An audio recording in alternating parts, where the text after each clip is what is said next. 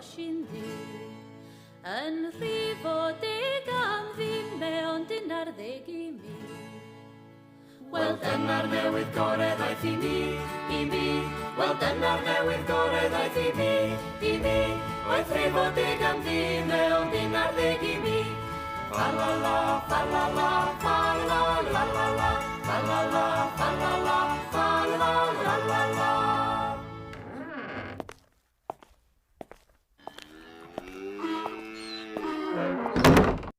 Shwmai pawb, chi'n iawn? Dwi'n nôl heddi I siarad am Dewithon. Mae lot o llyfr Gymreig yma, just ar y gwely na. A dylsyn ni, dwi'n credu, siarad amdano nhw cyn mae mis Mawrth yn ddechrau, dwi'n credu. Achos, obs, dyn ni mwyn bod yn barod am y ddechrau. Obviously. Da chi'n cytuno? Shall we do this? Let's go. I'm really sorry. I feel like with this that I'm speaking on some sort of a sexy 1-800 telephone number from the 90s, you know? Do you like books? Do books make you happy? Basically, there's something wrong with my phone, okay? I threw it across Disneyland last week. Like I say that, my kid did. My kid threw it across Disneyland last week. And now there's something wrong with the sound where it doesn't play sound right without headphones. And now I'm worried that it's also in the recording, it also doesn't record properly without headphones. Because I feel like it's the same sort of mechanism. I did a couple tests and it came out okay, but I don't want to do a whole video and then find out at the end that it didn't take any of that in. So as a precautionary measure, we're doing the sexy microphone today. Okay, Dewithon. Dewithon is basically the month of March where we try to read as much sort of Welsh related books as we can do, or to just sort of highlight them in things that we do in our buying or whatever. And it could be sort of books by Welsh authors, books by authors that live in Wales and participate in, Wales book scene, or books that are published in Wales. There are quite a lot of sort of indie Welsh publishers are quite good, or just set in Wales, or based on Welsh legend, wink wink Arthurian legend, it's Welsh legend, just anything sort of like that. I think mainly because Wales doesn't get as much attention culture-wise and literature-wise as Irish literature or English literature or sort of Scottish literature even. It's sort of this sad, lonely, quiet member of the British Isles that just sits in the corner and no one really talks about it that much, but it's absolutely gorgeous. Welsh culture is to die for, and it's good because loads of people be dying in Welsh literature. It's grim as fuck, obviously, but so gorgeous, so dark, so grim, but just beautiful. You don't need, all that happy peppy shit all the time anyway, okay? Every once in a while, you need a girl to just be taken hostage in a tower and for her to try to escape 16 times and never actually do it and then just die there for the book to end, obviously, okay? Not everything needs a happy ending. I feel like I'm not selling it here, but Welsh literature, beautiful, poetic, ancient, okay, a lot of times translated into English from the Welsh language, which in itself is a whole nother beautiful ancient situation to talk about. But I wanted to talk today about things that you could potentially be reading if you wanted to pick up 1 or 2 Welsh books for March and participate a bit. It doesn't have to be all of your reading for March, that's silly, but it could be a couple books here and there. And I think a lot of the time people don't realize that books that they wanted to read anyway do fit within this category, say Roald Dahl or Sarah Waters, etc. So I'll start out with a list of, I think, some of my favorite books that I've read for Dewithon, sort of Wales related, and then I'll do a quick rundown of my TBR, ones that I'm thinking that I might try to read this month. And then if you have any questiones for me, if you need any help getting started, if you want any extra info, let me know in the comments, and we'll work on it together. We'll go forth in the name of Welsh literature. Also, I'll link loads of crap below. Like, I didn't invent Dewithon, obviously. I'm not Welsh, I just live here. And I don't think anyone on BookTube did. I think it's mainly blogosphere. And the woman, I always forget her name, but she just does blogs. She doesn't do vlogs. She doesn't do YouTube. I'll put her down below. I think she's the one that invented it. And we've just brought it onto the video land because we can. Because the world is our oyster. And what is stopping us? We do what we want. Okay, I don't want this to be like the longest video on earth, okay? So I'm going to try to be like really quick with it. But if there's any book you hear mentioned and you want to know more about it and you want me to give like a review, just let me know. I'll be there for you, okay? And I think with these, I'm going to have categories. I'm going to break them down into categories for you, okay? And the first category is just going to be books I love and bang on about all the time. My God.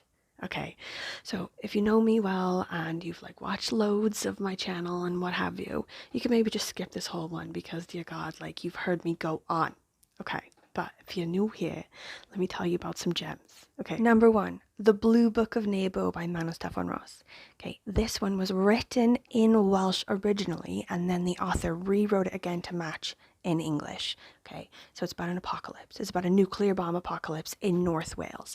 So bomb goes off, and this mother and her like preteen son, I believe, and her baby, they're living in North Wales. They managed to survive the bomb, and everyone else in their neighborhood, everyone else basically anywhere within their seeing and walking and whatever is gone. They've either left or they've died. So this little family, they spend all their time sort of like gardening and like fixing things, doing little bits of stuff to survive, but also by going through other people's houses, sort of like walking away, going through their neighbors' houses, looking for sort of like, food bits and stuff that they can use. And they share, the mom and the son, they share this notebook, this sort of journal, where they, both of them, put in their perspectives into this like, this blue book of Nebo, this sort of log of their lives now. And the mother spends a lot of time talking about what it was like before the bomb and comparing it to after. And the son, he's too young to remember what it was like before. So all of his perspective is a lot of things like looking at books which talk about before the bomb and seeing them as completely alien, like two people walking, passing each other on the road and never saying anything to each other or looking at each other or acknowledging each other at all. He's like, is a whole other person, you're just gonna walk past them and not say anything, like that sort of thing. And it's gorgeous, it's poetic, like it's so sad, like had me weeping, like as most Welsh literature does for me. Okay, like I'm gonna say it again, like Welsh literature is so sad, but it's so gorgeous, and it has like this underlying sort of idea that like culture and reading and writing and belonging and history and everything like that is just as important for survival as like food and water. So beautiful. Okay, number 2 is a bit controversial, okay, because some people read it and didn't like it, but also loads of people read it and loved it. Okay, so it's got cred, it's got street cred. It's The Blue Tent by Richard Gwyn. So this one is like roughly sort of related to Jorge Luis Borges, The Aleph. I don't know if you know anything about that. I didn't before I read this book, and like since I've gone down loads of rabbit holes. But it's this like object or something, this mythical object where you can look into it and see other worlds. Like there's the world that we live in now, and there's also like infinite other worlds, like alternate dimensions or whatever, where you weren't actually born, or like you had to make this choice where you were going to take a left or a right and you took a right, and now your whole life is different in this other world. And like this Aleph thing allows you to see all other infinite worlds. Anyway, with that in mind, this guy in Wales inherits a house, okay, from his weird aunt, and it's got a library in it, and she leaves him like a sort of riddle when she dies. She's like, oh, something about all answers or all knowledge or whatever can be found here. And he's like, I need to dedicate my whole life to this riddle. Like I need to quit my job. I need to just move into this library. And he has really bad insomnia. So a lot of his reality is a bit skewed anyway. He's like what day is it, you know? So he's like exploring and he's reading and he's doing whatever. Then one day, this girl just parks a blue tent on his land, just like right in front of his house. And he's like, that's super weird. There's land all over the place. Why is it right in front of my house? And he meets her, okay, and they, you know, do regular character stuff. But then the tent starts coughing up other people. Like in the end, there's like 6 characters or whatever that all like interact with each other, and they've all been coughed up by the tent, and all of them think that they were the one that sort of like popped the tent in the first place. Anyway, is weird and is wild, but it makes you think, like it sort of like launches you into different sort of like thought bubble modes in your mind. It was brilliant. Like the ending as well, like obviously you can tell from a book like this the ending isn't going to be like super definite, you know what I mean? But I enjoyed it 100%.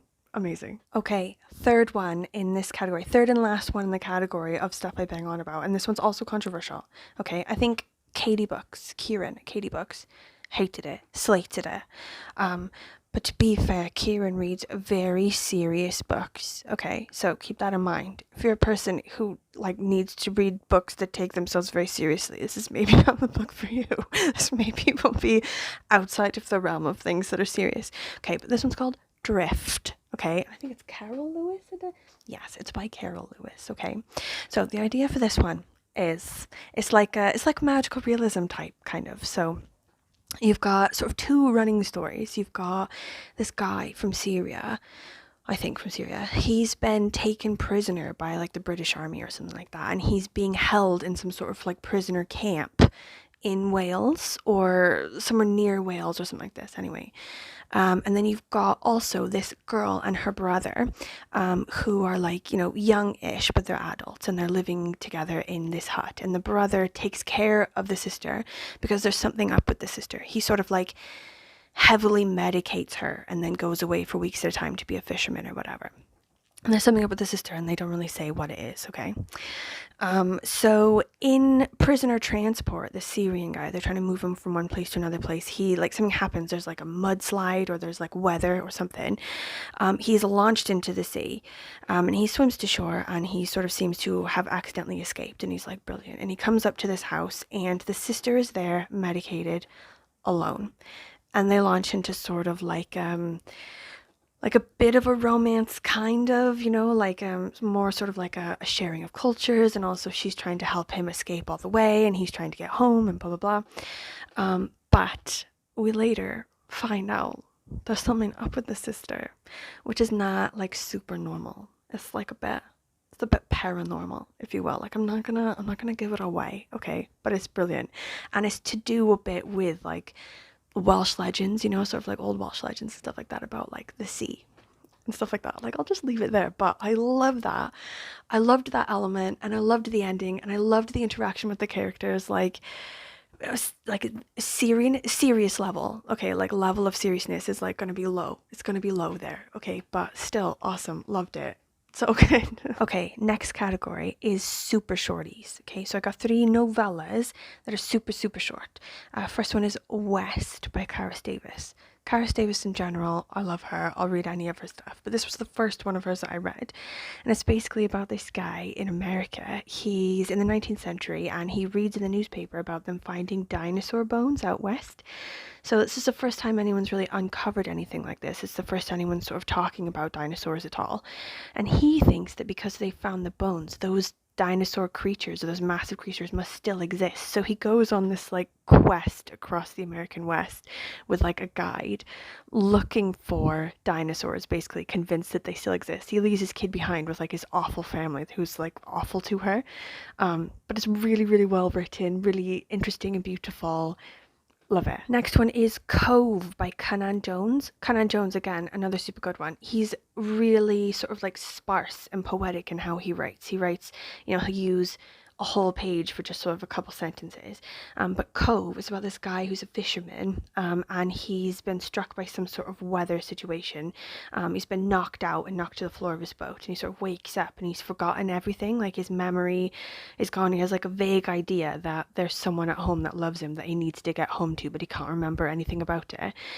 He's sort of battling that, and also battling with the weather still, and how, you know, his boat is messed up and he's you know, worried that he's going to drown out there and he's trying to get home.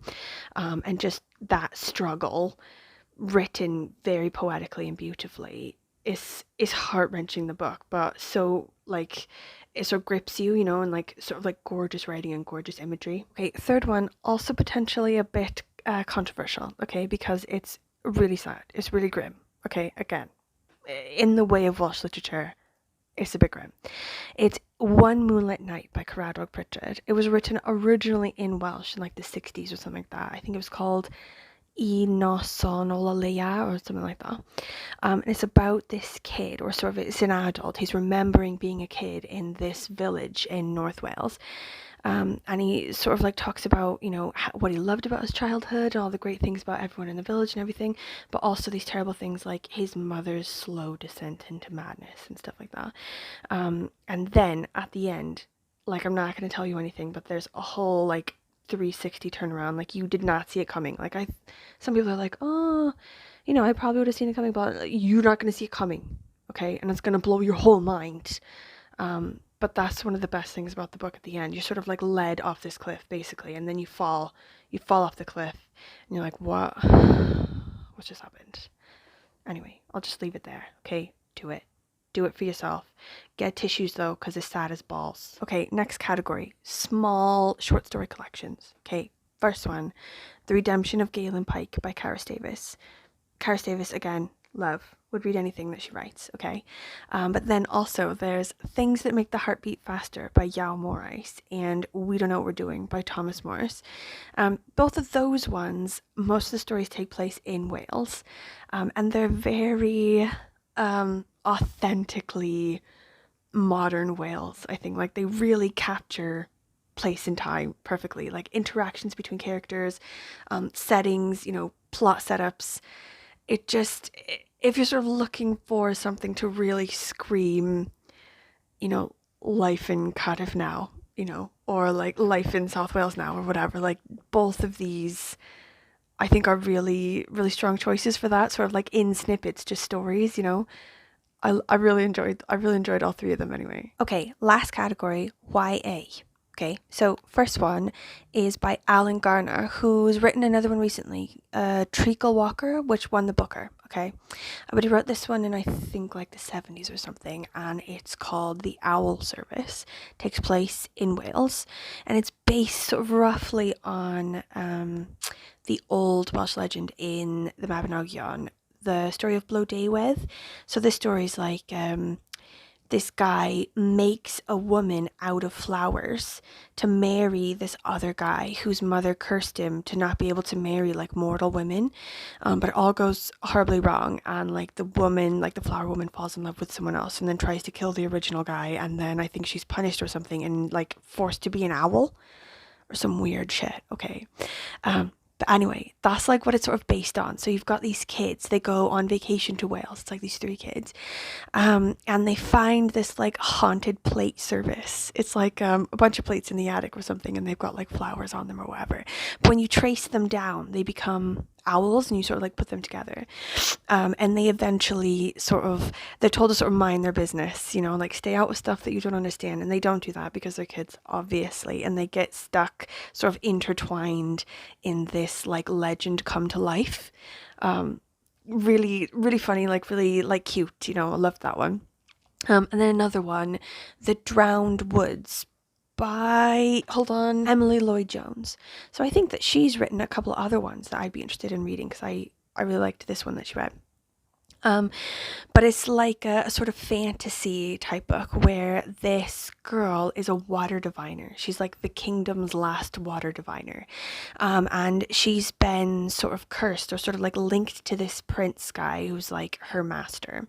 And the prince used her to poison the wells of his enemies, to find the wells of his enemies and to poison them. She was really upset about that. Like, he lied to her. She didn't want to kill that many people. So now she's on the run. He's still her master and he can still find her, but she's like looking to stay away from killing people, you know, from now on. So then this guy who used to be her handler, like the guy who sort of taught her water divining and her magic and stuff like that, he finds her and he says, how about this?